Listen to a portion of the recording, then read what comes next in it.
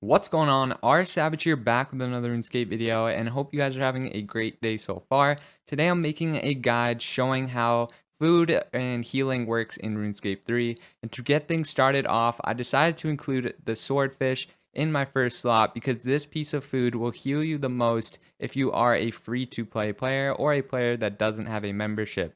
So there's a healing thing under the Swordfish, and there's also a constitution number right there. So the healing is basically how much this will heal you, obviously, but you will only get that healing number if you have the constitution requirement of 56, and if you have a lower constitution, you will not get the same amount of healing. And I'd also like to include that the maximum player health recovery from eating a piece of food can be determined by multiplying the player's constitution level by 25. So that's important to keep in mind while you guys are purchasing your food from the Grand Exchange, or obviously if you're fishing it. And next I have the Rocktail soup. I'll also show you guys the price of the Swordfish first. So it's 847 GP. So now we're getting into the Rocktail soup. This is the members food that heals the most, and you can see it is 2500 HP, but you do need to require 96 constitution to be able to get that full effect. And if you don't, you can still eat it, it will just give you less HP. Now I examine it, and it's actually 14,000. That is a hefty amount for a piece of food. So keep that in mind before you guys use these when you're PVMing, because it will leave a dent in your bank.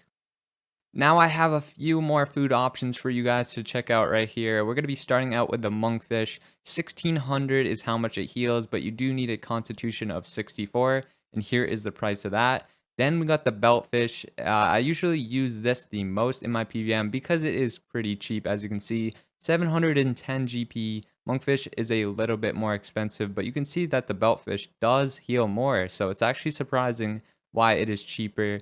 And that's actually pretty nice. If you guys didn't know that, I would use the beltfish if I were you. Next, we got the shark, 2000 HP, constitution of 80 to get that, and it is a little bit more expensive. Basically double the price of the beltfish, but it doesn't heal you double, so just keep that in mind when you guys are deciding which food to use.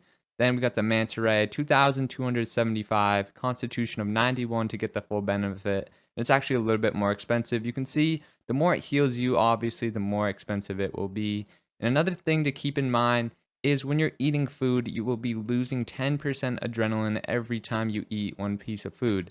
But I have a special piece of food right here called the blue blubber jellyfish. There's also a green version of this, and this piece of food is special because you will not be losing adrenaline when you eat it. And there's also 3 pieces of it that you have to eat. So it'll take 3 clicks to eat the whole thing, making it heal for 2250, which is pretty nice. It puts it right along the manta ray, just below it, for the healing of that. And it's very nice. You'll see I'll cook it right here, and there's 2/3 of it, and you can actually eat it pretty quick, which is still nice. So that is a very good piece of knowledge to use when you're doing some PVM, because I know people don't like to lose adrenaline because it'll make your kill slower.